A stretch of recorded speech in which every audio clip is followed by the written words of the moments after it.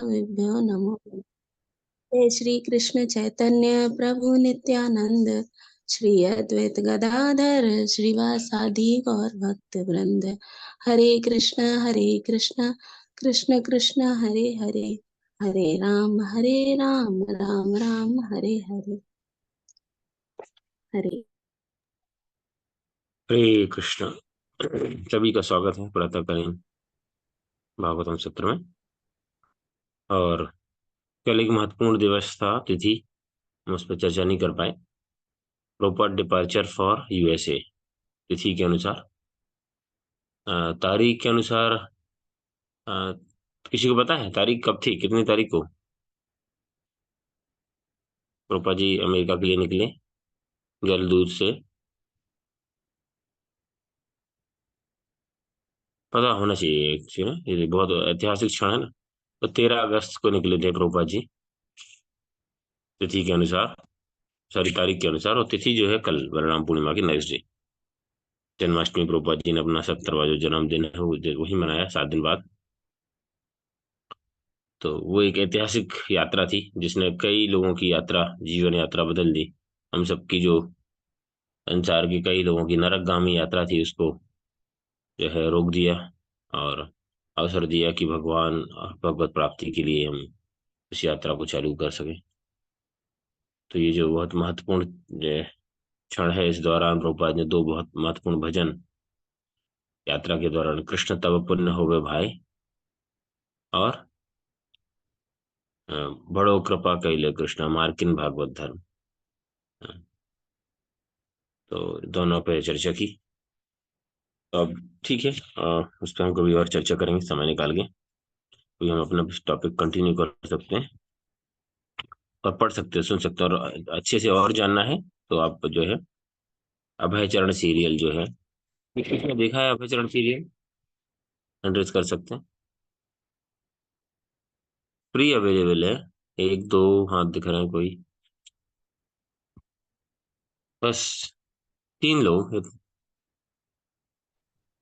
तो दुर्भाग्यपूर्ण स्थिति है, हमें उसके लिए भी समय नहीं है। बाकी हमें रील्स देखने के लिए, शॉर्ट्स क्या बोलते हैं वो, शॉर्ट्स शॉर्ट वीडियोस देखने के लिए, मूवीज देखने के लिए, सबके लिए टाइम है हमारे पास।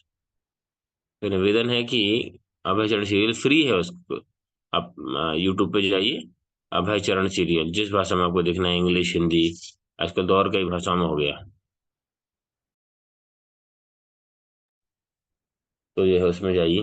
हरे और कृष्ण प्रभु जी, दंडवत प्रणाम। प्रभु जी, आवाज नहीं क्लियर थोड़ा सा आया, आप बोला। आवाज नहीं आ रही? मैं बाहर, नेटवर्क की शायद प्रॉब्लम हो सकती है उस साइड, कभी कभी नेटवर्क लोड बढ़ जाता है। समझ ना। तो मैं ये बता रहा था कि अभय चरण सीरियल जो है यूट्यूब पर अवेलेबल है। परम पूज्य भक्ति चारू स्वामी महाराज जी ने, एक तो प्रभुपाद लीलामृत पुस्तक है जो कि प्रभुपाद जी के जीवन पर आधारित, सतस्वरूप महाराज प्रभुपाद जी के शिष्य, उन्होंने लिखा है, बहुत डिटेल में है वो, 7 8 पार्ट है उसके, 7 वॉल्यूम तो है। लेकिन यदि हमें पढ़ने का उतना समय नहीं है, पढ़ने की कुछ लोगों को आदत नहीं होती, इसको देखते हुए जो है महाराज साहब वो सीरियल सीरियल बनाए अभय चरण, जिसमें प्रभुपाद जी के जीवन पर आधारित सारी, लगभग जो सारी जो घटनाएं हैं वो उसको वीडियो बहुत अच्छे तरीके से बनाया गया है उसको। तो केवल 3 लोगों ने प्रभुपाद लीलामृत किसने पढ़ी है? प्रभुपाद लीलामृत या फिर छोटी प्रभुपाद पुस्तक, जो इसको भारत के आध्यात्मिक राजदूत करके जिसको बोलते हैं, किसने पढ़ा है उसको? 3। चलो, ये तो महत्वपूर्ण है एक्चुअली, है ना। हमें निवेदन है आप लोग बाकी पुस्तकों का ज्ञान करें कि नहीं करें, है ना। बाकी चीजों की आप उनको, और भागवत पढ़ें या और अलग अलग प्रभुपाद जी की पुस्तकें पढ़ें कि नहीं पढ़ें, है ना? लेकिन जब तक हम नहीं समझेंगे, है ना, जैसे अब कोई बच्चा अपने माता पिता के त्याग को जब तक नहीं समझेगा ना, तो कृतज्ञता का भाव नहीं आएगा। माता पिता ने बड़ी बिल्डिंग भी बना दी ना, मतलब किसी की पिता ने बहुत बड़ी प्रॉपर्टी खड़ी कर दी, लेकिन उस बच्चों को पता ही नहीं है कि कितनी मेहनत से ये खड़ी की है, तो कृतज्ञता का भाव नहीं आएगा। उनको तो लगेगा हो सकता है दादाजी देखे गए हैं, हो सकता है पुश्तैनी है, हो सकता है कोई लॉटरी लग गई है, हो सकता है कहीं खजाना मिल गया है। समझ रहे हैं? तो कितनी बड़ी प्रॉपर्टी देके चले जाए, लेकिन यदि उनके बच्चे ये नहीं समझेंगे कि पिता ने क्या स्ट्रगल करके इस प्रॉपर्टी को बनाया है, तो कृतज्ञता का भाव आना मुश्किल है। आपके जीवन में भी देख सकते हैं, है ना, कोई किसी का कोई रिश्तेदार है, कोई बच्चा है, तो उसको माता या कुछ है, बहुत अच्छी घर पे आता है और बहुत अच्छी फैसिलिटी प्रोवाइड करते हैं, तो बच्चे को आता है छुट्टी में खा पी के मजा करके चला जाता है, लेकिन उसके अंदर कृतज्ञता का भाव नहीं आ पाता, क्योंकि उसने वास्तव में माता पिता का स्ट्रगल को जाना ही नहीं। जब वो समझ जाएगा, आवाज क्लियर आ रही ना, वॉइस इज ओके नाउ? जी प्रभु जी। हाँ, तो उसने वास्तव में माता पिता के भाव को समझे ही नहीं, तो उसे लगे पता नहीं कहाँ से मिल गया, पैसा मिल गया होगा कहीं से। सिमिलरली इतनी बड़ी जो कौन की संपत्ति, आध्यात्मिक संपत्ति, इतने बड़े बड़े मंदिर, जो कुछ भी बनाया, डिवोटी कम्युनिटी इतनी बड़ी, इतनी पुस्तकों की रचना, है ना, तो बहुत सारे फिलोसोफर जो है वो किताबें बैठे बैठे लिखते रहते हैं, सोचते रहते हैं, आर्मचेयर स्पेकुलेटर्स। तो इस प्रकार से नहीं किया प्रभुपाद। ये महत्वपूर्ण है आपसे कि वो पुस्तकें पढ़ी है कि नहीं पढ़ी। और मैं निवेदन करूंगा, यदि जैसे आप लोगों को पुरुषोत्तम जगन्नाथ प्रभु नियमित रूप से पुस्तक पढ़ते हैं, समझाते हैं, तो यदि वो नहीं पढ़ी, प्रभुपाद लीलामृत पढ़ी क्या प्रभु यहाँ पर? नहीं पढ़ी ना प्रभुपाद नहीं नहीं लीलामृत? जी नहीं प्रभु, पढ़ी? नहीं पढ़ा प्रभु जी। ग्रुप में पढ़ सकते हैं उसको, प्रभुपाद लीलामृत, या फिर छोटी पुस्तक यदि पढ़ना है तो भारत के आध्यात्मिक राजदूत करके, उसका सॉफ्ट कॉपी देख सकते हैं। नहीं होगा तो हिंदी में भी 100-150 रुपए की आती है ना, तो उसको जरूर पढ़ना चाहिए, सुनना चाहिए, बहुत महत्वपूर्ण है चीजें। ठीक है, इसका ध्यान रखें, प्रयास कर सकते हैं। समय होगा नहीं तो फिर हम ही चालू करेंगे ये पुस्तक पढ़ने के बाद, या फिर प्रभु जी चालू कर सकते हैं जब समय होगा। तो अभी तक हमने चर्चा की, थोड़ा फ्लैशबैक में जाएं, बीच में गैप हो गया थोड़ा। तो सबसे पहले तो हमने चर्चा की वेदों के बारे में, वेदों की प्रमाणिकता के बारे में। वेद है वो परम सत्य को बताते हैं। वदंती तत्व तत्व तत्व ज्ञानम अव्ययम ब्रह्मेति परमात्मेति भगवान अति शब्द। परम तत्व सत्य को, ये जो श्लोक है ना, इसको याद करना चाहिए। तो ये परम सत्य को व्याख्या कराता है कि तीन है, ब्रह्म, परमात्मा और भगवान। तीनों के बारे में विस्तृत वर्णन किया। फिर हमने देखा कि भगवान जो है परम सृष्टा, परम नियंता और परम भोक्ता है। ये महत्वपूर्ण है। तो बहुत सारे उदाहरण भी देखे हमने, कैसे भगवान परम भोक्ता है, परम नियामक है, सब हर व्यक्ति कंट्रोलर है, लेकिन भगवान परम परम नियंता है। उस दिन हमने वो भजन गाया था, तुम्ही सर्व सर्वेश्वर ब्रजेंद्र कुमार। पढ़ सकते हैं, सुन सकते, भक्ति विनोद ठाकुर का है, देख सकते हैं। फिर हमने भगवान की विभूतियां देखी। इस संसार में जो भी आकर्षण है, भगवान बोले यदि यदि विभूति मश्यत्वम श्रीमद ऊर्जवमेव वा तत्तदेवावगच्छत्वम मम तेजोसंस संभवात्। लेकिन छह प्रमुख विभूतियां हैं, है ना, ज्ञान है, सौंदर्य है, ऐश्वर्य है, बल है ना, और धन है, और वैराग्य है। इस प्रकार से ये छह विभूतियों के बारे में हमने विस्तार चर्चा की। फिर हमने अगला चैप्टर देखा भगवान के गुण। तो इसमें हम पहले कुछ लगभग 50 गुणों के बारे में चर्चा कर ली, जो कि एक जीवात्मा के अंदर भी हैं, कुछ कुछ हमारे सबके अंदर नहीं रहते, लेकिन कुछ जीवात्माओं के अंदर, ब्रह्मा जी के अंदर वो गुण रहते हैं, है ना, जो टॉप मोस्ट लेवल की एंटिटी है, क्योंकि जीवात्मा ब्रह्मा की पोस्ट तक पहुंच सकता है ना। तो ये 50 गुणों के बारे में चर्चा की थी। इसके अलावा फिर 5 गुण और हैं जो शिव जी के अंदर पाए जाते हैं। अपरिवर्तनशील, सर्वज्ञ, चिर नूतन, सच्चिदानंद। शिव भी सच्चिदानंद, हमेशा आनंद में रहते हैं भगवान के भजन में। और समस्त योग सिद्धियों से युक्त। योगीश्वर भी बोलते हैं कृष्ण, शिव को, भगवान कृष्ण को योगेश्वर बोलते हैं, उनको योगीश्वर बोलते हैं, योगियों में श्रेष्ठ। तो ये 5 जो गुण हैं जो शिव जी के अंदर पाए जाते हैं, ब्रह्मा के अंदर नहीं पाए जाते। ब्रह्मा के अंदर वो 50 गुण है, हम जीवात्माओं के अंदर भी ये थोड़े थोड़े पाए जाते हैं। कभी किसी में 10 हो सकते हैं, 20 हो सकते हैं, 25 30 हो सकते हैं, है ना, लेकिन मोस्ट मैक्सिमम 50 गुण होते हैं, और वो भी संपूर्ण मात्रा में। इसके बाद फिर 50 55 हो गए। फिर जो है 5 गुण और होते हैं जो शिव में भी नहीं पाए जाते, वो नारायण में पाए जाते। नारायण क्या है? पहला, वो उनके पास अचिंत शक्ति है ना, पराश्य शक्तिर व्यवधेव शूयते, स्वभाव की ज्ञान बल क्रिया च। तब भगवान की इच्छा मात्र से सब सृष्टि हो जाती है, और असंख्य ब्रह्मांड उत्पन्न होते हैं, है ना। बाकी ब्रह्मांड उत्पन्न नहीं करते, शिव जी भी नहीं करते, ब्रह्मा भी नहीं करते।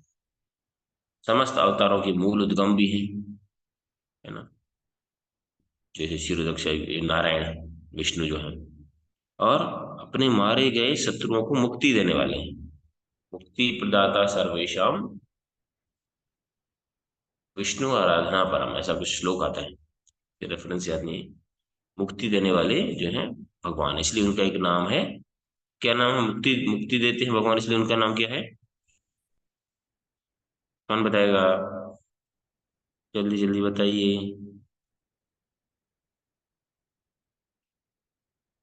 क्या नाम है भगवान का जो मुक्ति देते हैं? इसलिए क्या नाम है भगवान का? जय कृष्ण प्रभु, मुक्तिदाता। मुक्तिदाता नहीं, उनका नाम है मुकुंद। कुंद अर्थ है मुक्ति। ठीक है, तो मुक्ति देते हैं। बताते हैं कि शिव भी, जैसे कोई काशी में शरीर छोड़ने का बड़ा विधान है, तो बताते हैं काशी में कोई शरीर छोड़ता है तो शिव भी उसके उसके कान में आके भगवान राम का नाम लेते हैं। राम, कृष्ण, विष्णु जो है, राम है मतलब नारायण है, विष्णु का नाम जो है वो मुक्ति प्रदान करता है। ठीक है, और सभी मुक्त आत्माओं को भी आकर्षित करते हैं, एक विशेष गुण। जनरली मुक्त आत्मा मतलब भले ही वो संसार में है, लेकिन कुछ ऐसी चीजों से, भौतिक सिद्धियों से, शक्तियों से, भौतिक चीजों से क्या, मतलब आध्यात्मिक जो कुछ कुछ ऐसी सिद्धियां रहती हैं विशेष, ज्ञान ज्ञान से, उनसे आकर्षित नहीं होता है। लेकिन भगवान जो है, विष्णु है, जो राम है, जो नारायण है, वो जो मुक्त आत्माएं हैं ना, उनको भी आकर्षित करते हैं। और इसके अलावा फिर बाकी जो 4 गुण हैं, ये हो गया 60। जो 4 गुण है केवल कृष्ण के अंदर पाए जाते हैं, किसी अन्य देवी देवता जीव में क्या, स्वयं नारायण में भी नहीं होते। पहला, वे अद्भुत लीलाओं के कर्ता हैं, विशेषता बाल लीलाएं, लीला माधुर्य। पहला गुण है लीला माधुर्य। तो भगवान की जो, कृष्ण की जो लीलाएं हैं वो अनुपम है, अद्वितीय है। इस प्रकार की लीलाएं कोई नहीं कर सकती, बस लीला स्मरण करने से ही प्रसन्नता आ जाती है। हम जैसे बद्ध जीवों को भी आनंदित करती है, तो देखिए मुक्त जीवों को कितना आनंदित करते हैं ये जो लीलाएं हैं भगवान की। माधुर, लीला माधुर। दूसरा होता है प्रेम माधुर्य, हमेशा अब ये अद्भुत भगवत प्रेम से युक्त भक्तों द्वारा घिरे रहते हैं हमेशा जो है। क्योंकि बाकी में जो है वो कभी रेफरेंस, सम्मान के तौर पे भी नारायण के पास जाते हैं, सेवा करते हैं, डर डर भी रहता है, फियर भी रहता है। लेकिन यहाँ भगवान कृष्ण से, चाहे वो बाल बाल हो, चाहे गैया हो, चाहे गोपियां हो, चाहे बड़ी गोपियां हो ब्रज की, तो सब जो है प्रेममय संबंध में रहते हैं। प्रेम माधुर्य।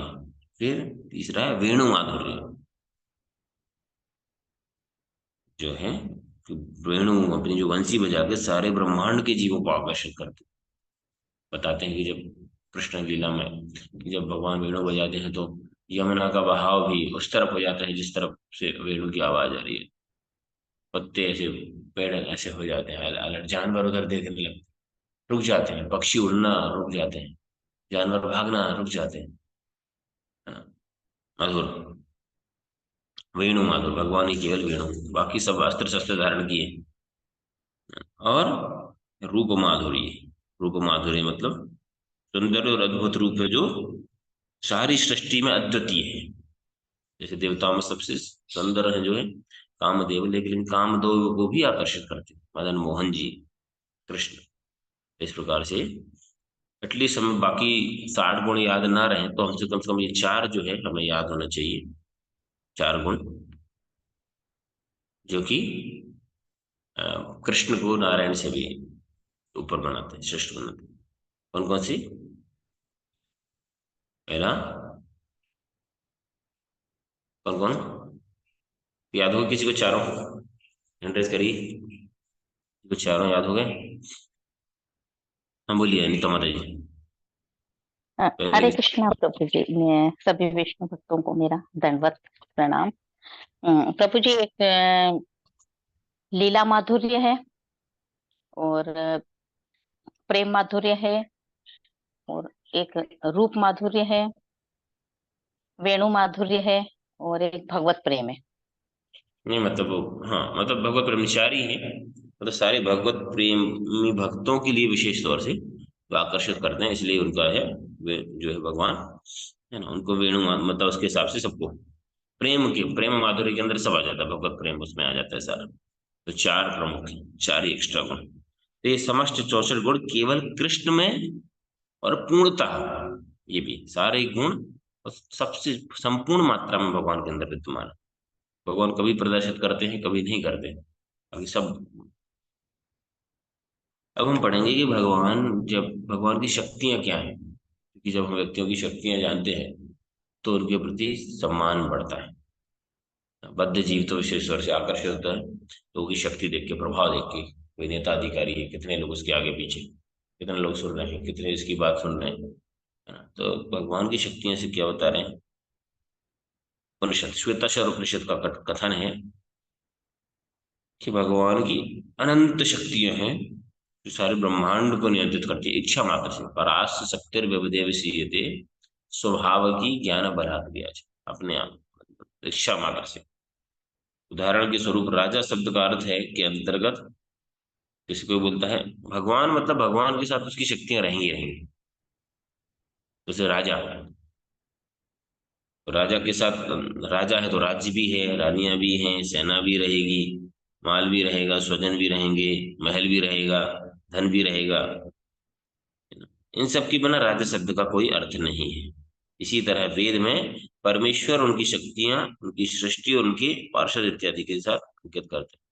परमेश्वर है मतलब उसके अंदर उसकी समस्त शक्तियां हैं, है ना। उसके पार्षद भी है। सिंपल है, जो मान लो कहीं बोले कि कोई मान लीजिए प्रधानमंत्री जी आ रहे हैं, तो प्रधानमंत्री सिंगल चलते फिरते साइकिल पे बस में नहीं आ जाएंगे, आइडियली उनके साथ उनके बॉडीगार्ड्स भी रहेंगे, सिक्योरिटीज भी रहेंगे और सारे सेवक भी रहेंगे, पूरा मैनेजमेंट रहता है, सब व्यवस्था रहती है। तो यहाँ पर जो भगवान जो है भगवान है, उनके साथ सारी शक्तियां स्वाभाविक रूप से उनके साथ रहती है। विशेष तौर से 3 प्रकार की शक्तियां होती हैं, अंतरंगा, बहिरंगा और तटस्थ। तटस्थ तट पर स्थित होती है। अंतरंगा को आध्यात्मिक शक्ति बोलते हैं, बहिरंगा को भौतिक शक्ति बोलते हैं। और जीवात्मा है तो तटस्थ शक्ति।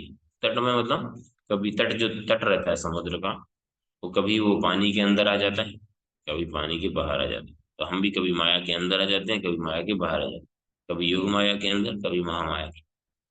ज्यादातर हम महामाया के अंदर रहते हैं, कभी कभी योग माया के अंतर्गत आ जाते हैं। परम सत्य के ये 4 सिद्धांत सम्मिलित हैं। परम सत्य में क्या है?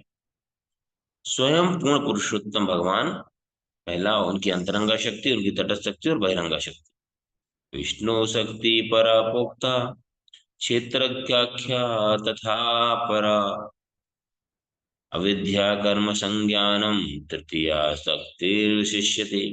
विष्णु पुराण का श्लोक है 6-7-61। भगवान विष्णु की शक्ति को इन 3 वर्गों में सम्मिलित किया गया है। या तृतीय शक्ति विशिष्यते, क्या? आध्यात्मिक शक्ति जीवात्मा और अज्ञानता। उनकी आध्यात्मिक शक्ति ज्ञान से परिपूर्ण है, जबकि जीवात्माएं आध्यात्मिक शक्ति से संबंधित हैं, फिर भी वे भ्रमित हो जाती हैं। हम जो है भगवान की अंतरंगा शक्ति आध्यात्मिक शक्ति से जुड़े हैं, लेकिन भ्रमित हो जाते हैं, इसलिए भौतिक जीवन के अंदर आ जाते हैं। तीसरी शक्ति अज्ञानता से प्रचुर है और हमेशा सकाम कर्मों में दिखाई देती है। तो सोचिए, विष्णु पुराण के अंतर्गत तो ये बताया गया कि जो व्यक्ति सकाम कर्मों में लगा हुआ है वो अज्ञान में है। अज्ञानी व्यक्ति सकाम कर्मों में लगा है, भक्ति के पथ को छोड़ के सकाम कर्मों में लगा है। भगवत गीता में बता रहे हैं भगवान समस्त शक्तियों के उद्गम है। अहम सर्वस्य प्रभवो मत्ता सर्वं प्रवर्तते इति मत्वा भजन्ते मां बुधा भाव समन्विता। 10वें अध्याय का 8वां श्लोक, चतुश्लोकी भगवत गीता का पहला श्लोक।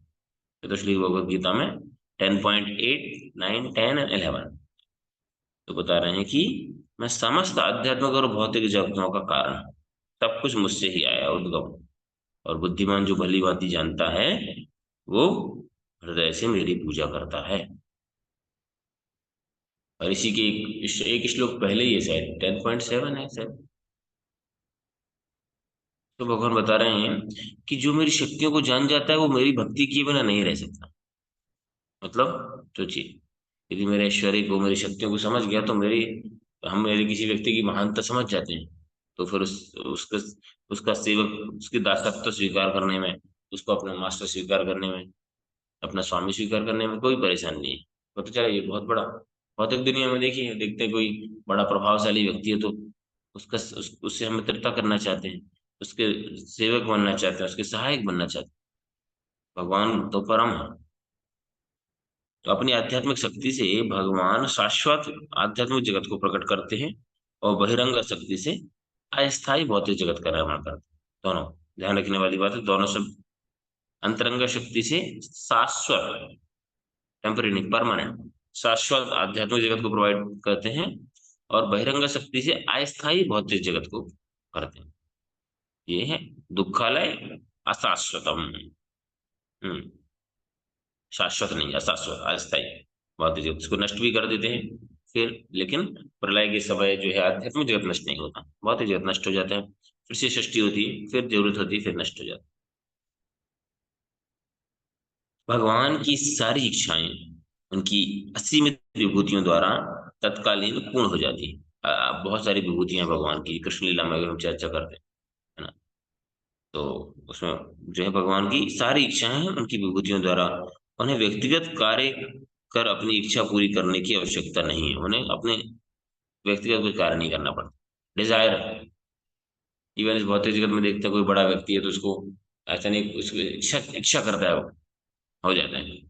वर्कर इतने इतने सारे नौकर है, वो देखेगा ऐसे, वर्कर जो है एसी चालू कर देगा अपने आप से, लगा पंखा चालू करना, इस तरफ देखेगा समझेगा पानी आ जाएगा उसके पास, जो भी, कुछ तो बोलने की जरूरत नहीं पड़ती, इशारों, इतने समझदार होते हैं, इशारों में समझ जाते हैं, है ना। कोई आया है, बैठा है, किसी ऐसे देखा, हाँ, ठीक है, गेट बंद कर दिया या गेट खोल दिया। तो भौतिक जगत में भी छोटी छोटी शक्तियां हैं जीवात्मा। भगवान तो समस्त शक्तियों के उद्गम है, समस्त शक्तियों के आधार। अब हम चर्चा करेंगे तटस्थ शक्ति, आज एक चर्चा करते हैं तटस्थ, हम जीवात्मा के बारे में। जीवात्मा परमेश्वर की तटस्थ शक्ति है, हम सब ये परमेश्वर की नित्य वृष्टि, मतलब पृथक अंश से, हम भगवान के अंश हैं। मम एवांसा जीवलोके, गीता में बता रहे हैं। परमेश्वर की तरह उनका स्वभाव भी आध्यात्मिक है, हमारा भी आध्यात्मिक स्वभाव होता है, किंतु उनकी शक्ति तुच्छ होती है, बहुत छोटी, चिंगारी, बुझ जाती है। अतः उनकी व्याख्या अणु आत्मा के रूप में की गई है, जबकि परमात्मा जो है की व्याख्या विभु आत्मा, परमात्मा के रूप में की गई। जैसे समुद्र और उसकी बूंद गुणात्मक रूप से समान होती है, किंतु मात्रात्मक रूप से पृथक होती है। समुद्र की छोटी जल लेंगे, बूंद लेंगे, उसमें भी वही खारापन, उसमें भी जो सॉल्ट रहेगा, है ना, उसका केमिकल कंपोजिशन सेम है। समुद्र का भी सेम है, लेकिन वो छोटा है। बूंद को सुखा सकते हैं, समुद्र को सुखा नहीं सकते।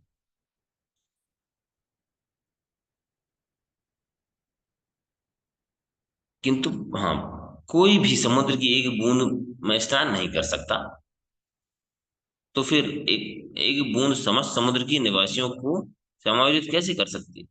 उसी प्रकार भगवान की अनंत शक्तियां हैं, जबकि जीवात्मा की शक्ति सीमित है। हमारे अंदर भी वो भोग करने की प्रवृत्ति है, हमारे अंदर भी नियंत्रित करने की प्रवृत्ति है। ये शक्तियां छोटी छोटी हैं, लेकिन हम एक समय इस सीमा के बाहर नहीं कर पाते। फलस्वरूप जीवात्माएं भगवान की बहिरंगा शक्ति माया के भ्रम का शिकार होने की प्रवृत्ति होती है।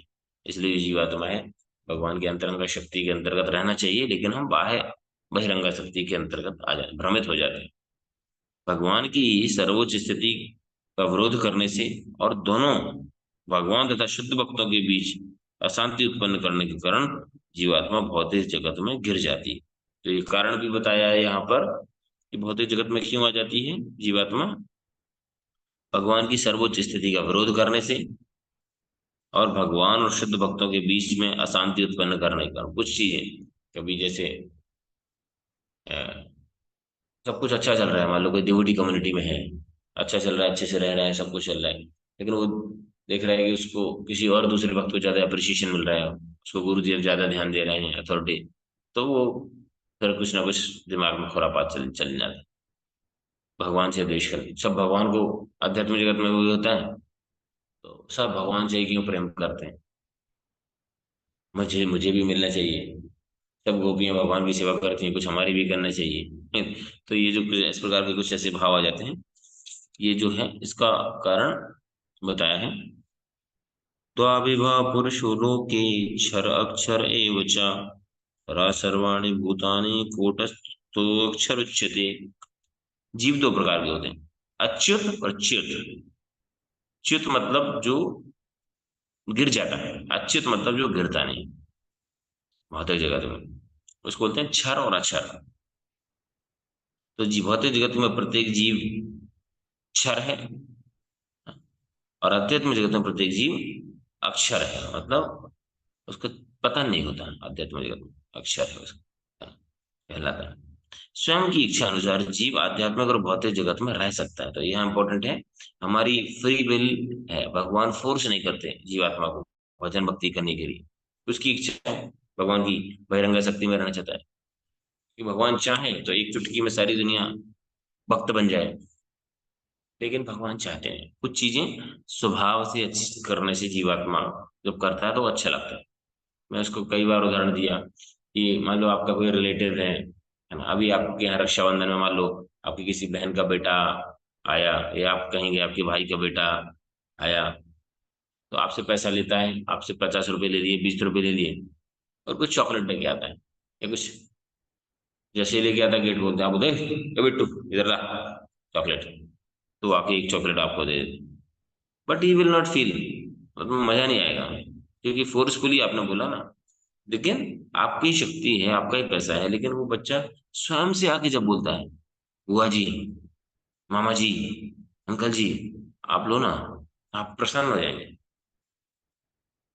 किसी का कोई जीवन साथी उसको जबरदस्ती लड़ झगड़ के कोई चीज डरा के धमका के बोला पानी लेके आओ, जैसे कि ऑफिस में आता है, तो ले आएगी उसकी पत्नी पानी, लेकिन उसको आनंद नहीं आएगा, वो पी लेगा पानी, लेकिन जब वो जैसे ही जाता है प्रेम से उसका पैर दबा, बेचारा गांव में कभी कभी होता था ऐसा, डरते हैं लोग, पत्नी का डर नहीं पैर दबा रहे, लेकिन जब वो प्रेम से आके पैर दबाती, तब वो एक आनंद की अनुभूति। भोजन, खाना बनाओ, ये बनाओ वो बनाओ, तो क्या है, कंट्रोलिंग टेंडेंसी भगवान को ही पसंद नहीं है ना। भगवान चाहते हैं कि जीवात्मा, नहीं तो रोबोट हो जाएंगे ना, रोबोट सेट कर दिया तो जो बोलोगे वो करेगा। इसलिए स्वतंत्रता है जीवात्मा के अंदर, भगवान ने दे रखी है फ्री विल, कुछ परसेंट है ना, पूर्ण रूप से स्वतंत्र नहीं है जीवात्मा, जैसे हम भगवान। इसीलिए जो लोग बोलते हैं कि संसार में जो गलत हो रहा है भगवान क्यों नहीं कंट्रोल कर रहे, कि भगवान की मर्जी के बिना कैसे हो रहा है, तो हम वही बोलते हैं, उदाहरण एक और देते हैं हम कि मान लो कोई बच्चा, आपका कोई परिवार का व्यक्ति, आपका बेटा, संसार का कोई भी किसी का नाती पोता, या जो बच्चे मान लो कोई बड़े शहर में पढ़ाई कर रहा है, कहीं किसी कॉलेज में पढ़ाई कर रहा है, तो उसको कितनी संपन्नता देनी है, कितना धन देना है, वो माता पिता के हाथ में। 10,000 रुपये महीना दे सकते हैं, 8,000 भी दे सकते हैं, 15,000 भी दे सकते हैं, लेकिन उसको कैसे उपयोग करना है उस बच्चे की बुद्धि है। उसी से वो पढ़ाई करके अच्छी कोचिंग्स लगा के बुक्स अच्छी क्वालिटी के लेके अपना भी जीवन अच्छा बना सकता है, और उसी को गलत संगत में पढ़ के गलत कामों में नियुक्त होके अपना जीवन बर्बाद कर सकता है। इसी पर हमारे जो शक्तियां दी हैं भगवान ने, बोलने की शक्ति, जो भी शक्तियां दी हैं, धन की शक्ति, मन की शक्ति, तन की शक्ति, है ना, वो सब भगवान ने निर्धारित कर रखा है हमारे प्रारब्ध के अनुसार। लेकिन उसको कैसे इस्तेमाल करना है, भगवान ने हमें बुद्धि दी है। तो इसलिए दुनिया में होने वाले गलत कार्य को हमें भगवान को ब्लेम नहीं करना चाहिए। अच्छे कार्य का क्रेडिट हम ले जाते हैं, बुरे कार्य का क्रेडिट भगवान, ऐसा नहीं होना चाहिए। परंतु वास्तव में भौतिक जीवात्मा के लिए एक उपयुक्त परंतु भौतिक जगत वास्तव में जीवात्मा के लिए उपयुक्त स्थान नहीं है, इसीलिए परेशान है। जैसे मछली को समुद्र के बाहर निकाल दो, कितना तड़पेगी। कि किसी जीवात्मा को समुद्र में डाल दो, नदी में डाल दो, कितना देर रह पाएगा वो शांति से, क्योंकि वो वहां का है ही नहीं ना। जीवात्मा वास्तव में आध्यात्मिक जगत से आई है, तो आध्यात्मिक जगत में ही सुखी रही। वो भौतिक जगत में सुखी है, इसलिए देखिए आप, कौन सुखी है जी दुनिया में, एक भी आदमी बताओ जो सुखी है। या तो वो एडमिट नहीं कर रहा है, मतलब अपने आप को स्वीकार नहीं कर रहा है, हाँ बढ़िया है, बढ़िया, मजा वहां। क्योंकि वह आध्यात्मिक दृष्टिकोण में परमेश्वर से अभिन्न है, आध्यात्मिक दृष्टिकोण, अतएव आध्यात्मिक जगत से संबंधित है जीवात्मा। तो जो इस भौतिक जगत में निवास करने का चुनाव करते हैं, वे भौतिक प्रकृति के नियमों द्वारा बाधित हो जाते हैं। जैसे मुझे कोई जेल में आ गया, जेल के नियम तो मानना पड़ेंगे, नहीं तो पिटाई और लगेगी। एक तो जेल में ऑलरेडी पनिशमेंट है, बट उसके अंदर भी यदि हम जेल के नियम नहीं मानेंगे तो जेल में फिर से और पिटाई लगेगी। लेकिन जेल में कौन सुखी है जी, तो ये संसार जेल है, कारागार। दुर्ग दुर्ग के अंदर, किले के अंदर जेल है, दुर्गा देवी इसकी नियंता है। तीन शूल, त्रिशूल, आदि भौतिक, आदि दैविक, आदि आत्मिक, तीनों से हमको सुधारने के लिए कष्ट दे दिए। भगवान बता रहे हैं, ममे वांछा जीव लोके जीव भूता सनातना, मेरा ही अंश है, सनातन है, लेकिन महासष्टाणी इंद्रियाणी प्रकृति स्थानी कर सकती, लेकिन अपने मन और इंद्रियों के कारण से संसार चक्र में परेशान है, घूमता रहता है, बद्ध जीव संघर्ष कर रहा है, कर्षति संघर्ष रत है। हर व्यक्ति इस संघर्ष में, मन के कारण से, इंद्रियों के कारण से। षष्ठान इंद्रिया मतलब पांच ज्ञान इंद्रियां और एक मन, छह के कारण। परमेश्वर भगवान ये चाहते हैं कि सारे जीव उनके अंश हैं और उनके पास आध्यात्मिक जगत में वापस आ जाएं। अतः उन्हें भौतिक बद्ध जीवों के प्रबोधन के लिए और उसके भौतिक जगत में पुनः भगवत धाम बुलाने के लिए वेदों की रचना की भगवान। ये जो वेदों के माध्यम से ये शिक्षा दे रहे हैं भगवान, उस जीवात्मा को वापस बुलाने के लिए। जैसे कभी कभी कोई बच्चा लड़ झगड़ के माता पिता से, कोई जमींदार का बेटा है, लड़ झगड़ के चला जाता है, जमींदार किसी को भेजता है, देखो यार समझाओ बच्चे को, है ना। और लेकिन चुपचाप चुपचाप उसको फैसिलिटी भी थोड़ी देता रहता है, बच्चा परेशान ना हो शहर में, किसी के माध्यम से कुछ भिजा दिया, किसी के माध्यम से कुछ भिजा दिया, कभी डायरेक्ट भिजा दिया, कभी इनडायरेक्ट भिजा दिया। पिता को चिंता है, भगवान को चिंता है, फैसिलिटी भी दे रहे हैं। कभी कभी कष्ट के माध्यम से, कि बच्चा पढ़ता नहीं तो टीचर के माध्यम से लाफा भी लगाना पड़ता है। किसी भी तरीके से भगवान उस जीवात्मा को वापस लाना चाहते हैं, इसलिए आध्यात्मिक जगत की रचना की, वेदों के माध्यम से, साधु संतों के माध्यम से वो हमको याद दिलाते हैं, this is not the fit place. बोलते हैं, आ चल के तुझे मैं लेके चलो इस ऐसे गगन के तले। कौन सा आध्यात्मिक जगत है वो, गम न रहे, खुशियां ही रहे, बस प्यार ही प्यार पले, ये है अध्यात्मिक जगत। वहां पे सब, तो ये गाना गाया है, वो गाना गाने वाले को पता नहीं, पता है कि नहीं, बट ये वास्तव में ये वर्णन है, ये आध्यात्मिक जगत है। लेकिन हम क्या कर रहे हैं, हम मानते नहीं, हम बोलते हैं जीना यहाँ, मरना यहाँ, कुत्ता बन के आना यहाँ, कभी तो मैं गधा बनूं, कभी सुअर बनूंगा मैं, जीना यहाँ, मरना यहाँ, इसके सिवा जाना कहाँ। तो फिर कैसे होगा, देयर इज नो ऑप्शन। फिर भी भगवान चिंतित हैं, साधुओं के वास्ते, शास्त्र के माध्यम से, होली धाम, होली नाम, होली नेम, होली फेम, भगवान की ग्लोरी जब सुनते हैं, प्रसादम, इतनी सारी व्यवस्थाएं भगवान ने कर रखी हैं, just The only purpose is to bring. Prabhupada mentioned in many places in books, in his books. Krishna is more anxious to take the living entity towards him. जीव भगवान जीवात्मा से ज्यादा एंशियस मतलब उत्सुक हैं हमको अपने तरफ लेने के लिए, लेकिन हम हैं कि सुनते नहीं। इसलिए बहुत महत्वपूर्ण है प्रभुपाद जी की शिक्षाओं के माध्यम से हम पालन करके वापस से अपनी पुनः आध्यात्मिक स्थिति में प्राप्त होंगे। मछली जैसे ही पानी में जाएगी संतुष्ट हो जाएगी, है ना। नहीं तो बीच बीच में जो क्या है कि भौतिक जगत में तड़प रही है धरती पे, थोड़ा पानी की बूंद गिर जाती है, तो इसी प्रकार से हम तड़प रहे हैं, थोड़ा एक आध थोड़ा वस्तु खा जाते हैं। तातल से कत वारी बिंदु सम सुत मित्र रमणी समाज। तारे सुत मित्र से, परिवार से, रमणी से, जीवन साथी से, भौतिक जीवन जो सुख है वो कैसा है? तातल से कत वारी बिंदु सम, मतलब एक तप्त हुए रेगिस्तान पर बारी बिंदु, बारिश की बूंद, मतलब वो जमीन पे पहुंचने के पहले भाप बन के उड़ जाती है। संसार का सुख है सही, फिर भी हम भूल जाते हैं बहुत प्रभाव से। हम बार बार प्रार्थना करें भगवान से, आचार्यों से, वैष्णव से कि हम उनकी शिक्षाओं को जीवन में अनुशीलन कर पाए। बहुत बहुत धन्यवाद। 7:07 हो रहे हैं। किसी का कोई क्वेश्चन कमेंट पॉइंट है? कल हम बहिरंगा शक्ति के बारे में चर्चा करेंगे, भगवान की बहिरंगा शक्ति और अंतरंगा शक्ति। कल हम 2 प्रयास करेंगे, फिर भगवान कृष्ण के अलग अलग रूपों के बारे में, भगवान के सौंदर्य के बारे में चर्चा करेंगे। आप लोगों को लग रहा है ठीक है, इज रिलेवेंट, मतलब ठीक है, बोर तो नहीं हो रहे हैं? क्योंकि लीला सुनने में हमको ज्यादा मजा आता है। हाँ जी, भगवान जी है ना जो माखन चोरी कर रहे हैं, और बलराम जी वो कर रहे हैं, चैतन्य महाप्रभु की ये लीला है, सिद्धांत में हमको मजा आती है ना।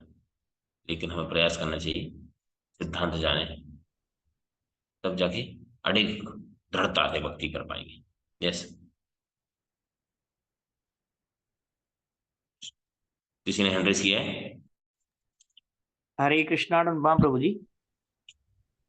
जी थैंक यू प्रभु जी। और प्रभु जी, जैसे मैं ये पूछ रहा था यहाँ पर कि अंतरंगा शक्ति जैसे श्रीमती राधा रानी को भी अलादनी शक्ति भगवान की कहा जाता है, तो वो भगवान के समकक्ष में माना जाता है, पर जो बहिरंगा शक्ति है दुर्गा, माता दुर्गा, उनको भगवान के समकक्ष नहीं माना जाता प्रभु जी। प्रभु जी ये पूछ रहा था ना। हाँ, तो भगवान के समकक्ष नहीं है ना वो। भगवान की अंतरंगा शक्ति के अंदर फिर संदिनी, संवित, आह्लादिनी, 3 शक्तियां जो अंतरंग शक्ति के अंदर। संदिनी सत, संवित मतलब चित्त, आह्लादिनी मतलब आनंद का प्रतिनिधित्व करती है। तो दुर्गा देवी है जो भगवान की सेविका है, she is not equivalent, she is expansion of Radha Rani. संसार में चाहे वो लक्ष्मी हो, चाहे वो सरस्वती हो, चाहे वो दुर्गा हो, तो राधा रानी का ही विस्तार है, लेकिन उनके कार्य अलग अलग है। तो इस कार्य के अनुसार भगवान को, उनको दे कैन नॉट बी, उनका क्योंकि पार्शियल जो है एम्पावरमेंट, जैसे देखिए ना भगवान परम है, चलिए अभी राधा रानी जो है किसी नारायण, अब बोलेंगे कि लक्ष्मी का विस्तार, लक्ष्मी भी नारायण का विस्तार है, तो लक्ष्मी जी नारायण की पैर दबा रही है, तो राधा रानी जाके थोड़ी नारायण की पैर दबाएंगी। लक्ष्मी तो क्या, जो गोपियां जब भगवान जब अंतर ध्यान हो गए थे रात से, तो जब बीच में विष्णु जो खड़े हो जाते हैं, विष्णु पूछते हैं किसको खोज रहे हैं आप, किसी को, तो विष्णु का भी ध्यान नहीं करती है वो, पर वो बोलते हैं हम तो कृष्ण को देख रहे हैं। तो उनके लिए विष्णु नारायण भी श्रेष्ठ नहीं है ना। हाँ, नारायण ही कृष्ण के एक्सपांसन है, लेकिन एक अलग अलग रस भी है और एक स्थिति भी है, दिव्य स्थिति। हाँ, लक्ष्मी जरूर जो है नारायण की सेवा करती हैं, लेकिन उसको छोड़ के कृष्ण की सेवा में आना चाहती है, क्योंकि कृष्ण परम है, रास में भी आना चाहती है, लेकिन अवसर नहीं मिला, वो अलग बात। तो दैट ये अकॉर्डिंग एक्सपांसन है, लेकिन बराबर तो नहीं हो सकती, सबको बराबर स्थान नहीं दिया जा सकता। यस,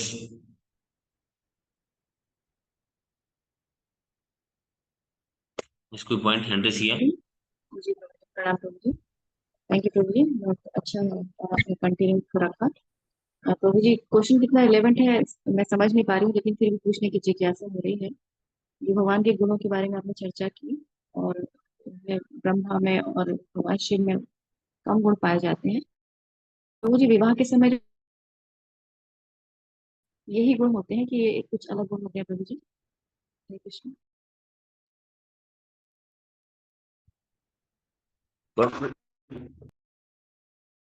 अच्छा, ये विवाह के गुण, ये तो कोई कौन है, पंडित आदमी कौन है? भगवान का कृपा से, आप लोगों के आशीर्वाद से हमारा तो विवाह हुआ नहीं, तो इसलिए हमको ज्यादा जानकारी नहीं है। आप लोग बता सकते हैं, आप लोगों ने मिलवाए गुण, किस किस के गुण मिले भैया? सुधीर प्रभु, उमा माता जी, कौन कौन गुण मिल के, कौन कौन के गुण मिले, बताओ। हरे कृष्ण प्रभु जी, रिपीट करेंगे क्वेश्चन? प्रश्न ये है कि जो आपने ये गुणों के बारे में बताया, ब्रह्मा शिव के गुणों के बारे में, तो ये कौन से गुण हैं? वो शादी विवाह में जो गुण मिलते हैं वही गुण है कि ये वो गुण है कोई और है? अभी तो जिन लोगों ने मिलाए हैं पंडित जी, जिनके मिला के जिनको बना दिए, मतलब है कि नहीं? पंडित जी को पूछो, पंडित जी आपने गुण मिला के हमको बना दिया, मतलब बेवकूफ नहीं बना दिया, जीवन साथी बना दिया। तो बताओ पंडित जी कहाँ के गुण है, ये तो पंडित जी बता पाए। आप लोगों के मिले तो आपने पूछा नहीं कहाँ के मिले। एक तो सकल का मिल गया होगा, बोलो, एक अकल का मिल गया है, एक धन का मिल गया है, कहाँ के गुण मिले आप लोग बताओ भाई। ये सब सब सब लगभग मिलाने वाले थे, अनीता माता जी, अंजलि जी, अंशु जी, दिव्या शर्मा जी, सब विवाह, कौन है इसमें जिसकी शादी नहीं हुई? सब मैरिड वाले हैं भैया, क्या गुण मिले? अरे बोलो प्रभु, जय बात को तो रोवो है, काय मिल गए, आके मिले ना, मिलते तो बढ़िया रहे। हरे कृष्ण प्रभु जी। हाँ, जी प्रभु जी, इसमें जैसे आपने बताया पहले, तो आप ही ने इसका क्वेश्चन हमें दे दिया था कि भगवान के हम में कुछ गुण हैं, तो सभी में वो देखे जाते हैं। जैसे कभी कभार हम देखते हैं कि एक शकल के दो व्यक्ति होते हैं, तो जैसे माता जी का क्वेश्चन है कि दोनों में कैसे गुण मिलते हैं। नहीं नहीं, उनका प्रश्न आप समझे नहीं, दोनों में गुण कैसे मिलने वाली बात नहीं है। उनको ये प्रश्न है कि शादी विवाह में जो गुणों का मिलान करते हैं वो यही गुण है कि और गुण, वो चेक करना पड़ेगा, मैं चेक करके बताऊंगा। ये आप लोग नहीं चेक पता। करिए, हाँ, जिन्होंने मिलाए हैं वो चेक करिएगा आप लोग, जिन्होंने मिलान किया है। आप पंडित जी को पूछना, पकड़ लेना, आपका जो पंडित जी ढूंढना कहाँ है पंडित, हरे है कि कृष्णा नहीं? धन्यवाद प्रभु जी। प्रभु जी बहुत ज्यादा विस्तार से तो नहीं पता है, पर इतना पता है कि ये वाले गुण नहीं है वो। चलो, ये वाले गुण नहीं है तो चलो ठीक है, जितने मिले उतने ही काफी है, नहीं मिले तो कोई दिक्कत नहीं। ठीक है भैया, मिला लीजिए, इनको बढ़ाने का विस्तार करिए। और भगवान की जब भक्ति करते हैं, यस्यास भक्तिर भगवते रकिंचना सर्वे गुण तत्र समासते सुरा, सारी देवी गुण इसके अंदर आ जाते हैं जब भगवान की भक्ति करते हैं। ठीक है, ओके, समय हो गया अभी दर्शन का। विजय प्रभु कुछ बोल रहे हैं?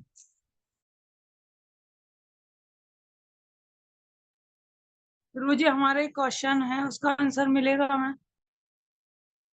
बोलिए, रिलेवेंट है तो बोलिए। नहीं प्रभु जी, क्लास से थोड़ा सा अलग है। जैसे कि हम जब पहले माला करते हैं तो ये अंगूठे वाली उंगलियां इसको माला से टच नहीं करते और बताते दोष की उंगली है, तो इसमें कैसे दोष है? अब ये मुझे ज्यादा पता नहीं है, बताते हैं अहंकार का प्रतीक है, हम यही उंगली दिखाते हैं लोगों को, है ना, ये उंगली दिखाते हैं, तो इसलिए अहंकार का प्रतीक बताते हैं इसको, ईगो, तो इसलिए दूर रखना चाहिए प्रभु पूजा जी, ये पाठ में चीज भी। हमसे किसी ने पूछा था, हमने उन्हें ऐसे ही बताया, फिर बोले ये अहंकार का प्रतीक है, तो इसको ही पकड़ के तो बच्चा मतलब चलता है, फिर ये तो कैसे चलाओ, अहंकार? तो चलाओ बच्चे को, चलाओ, समझ से गया है, मना कहाँ कर रहे हैं, बच्चे को चलाओ, दूसरी उंगली अंगूठा पकड़ के भी चला सकते हो, उसमें प्रॉब्लम नहीं है। अध्यात्मक ठीक। जो रिकमेंड, आचार्य ने जो रिकमेंडेड किया है वो सारी चीजें ये अपने बता ही जा रही है, और उसका डिटेल में इतना पता नहीं, क्योंकि उसके लाभ क्या होगा कहने वाला। प्रभुपाद जी हमेशा वही बोलते हैं, we should discuss the relevant question that is helping us to progress in devotional service. कोई भी व्यक्ति बोलता है उसको ये बोलो, चंद्रमा में, वही बार बार मैं उदाहरण देता हूँ, प्रभुपाद को पूछा गया कि चंद्रमा के घटने बढ़ने से फलों में सब्जियों में रस कैसे बढ़ता है, प्रभुपाद ने बोला जाओ चंद्रमा से जाके पूछो, क्योंकि उससे फायदा क्या है आपका, बढ़ रहा है ना, घट रहा है, हो गया, बात खत्म। फिर भी आना चाहिए हमें, इतना जितना ज्ञात है कि अच्छा, ठीक है, हम कैसे प्रणाम करते हैं हमें पता होना चाहिए, क्यों प्रणाम करते हैं, तिलक लगाते हैं, उसका लाभ ये होना चाहिए। बट अभी अपने को इतना ही पता है, ज्यादा डिटेल में क्या जाना है उसको, उसका आध्यात्मिक तो कुछ वो है नहीं।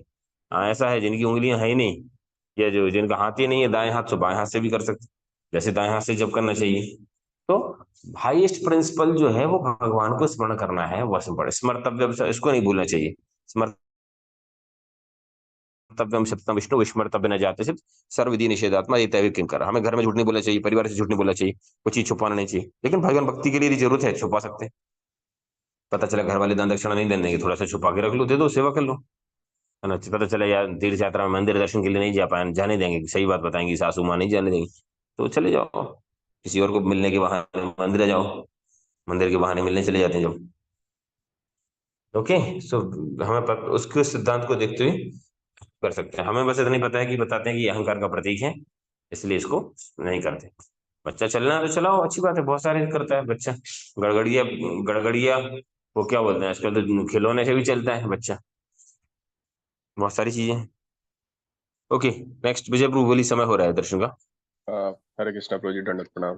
प्रभु जी आपने जैसे बताया कि कृष्ण और बलराम में कोई अंतर नहीं है, और जैसे अभी आपने बताया कि विष्णु और जो नारायण जो हैं उनके अंदर 60 गुण हैं प्रभु जी। तो प्रभु जी कृष्ण और बलराम क्या ये एक ही माने जाएंगे, या फिर इन बलराम में भी 60 गुण हैं प्रभु जी? सेम सेम, कृष्ण और बलराम सेम है ना। ओके ओके क्योंकि नारायण जो है वो बलराम का विस्तार जी है ना। प्रभु जी। नारायण बलराम के विस्तार का विस्तार एक्चुअली, नारायण से बलराम से चतुर्व्यूह का विस्तार होता है, उसके बाद नारायण का विस्तार होता है ना, तो इसलिए थैंक यू प्रभु जी, डेली थैंक है ना। हरि बोल। एक सेवक भगवान, एक सेव्य भगवान, है ना, सेवा के लिए विस्तार करते हैं। ठीक है, बहुत बहुत धन्यवाद सभी का। श्री प्रभुपाद की जय। पूर्ण पुरुषोत्तम भगवान श्री कृष्ण